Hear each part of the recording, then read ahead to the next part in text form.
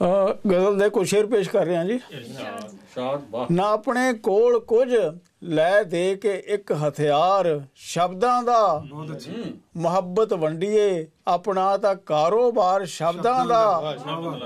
महाभारत रचा दिता जबानों निकलिया बोला, ना अग्नि शस्त्रां तो घट मारू बार शब्दां दा।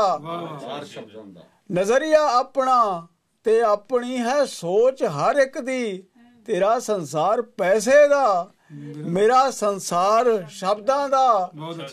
कोई सुकरात बुद्ध नानक ही जाने शब्द दी ताकत, हर एक दे वस ना हुंदा सामना हथियार शब्दां दा।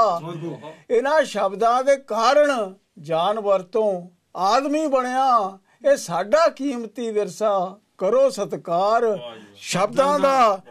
तू अखर 4 पढ़ के कृष्ण अफलातून बन बैठा है, ना तू बोले तेरे विच बोलदा है हंकार शब्दां दा। शुक्रिया जी। शब्द चोण है धनौर साहब।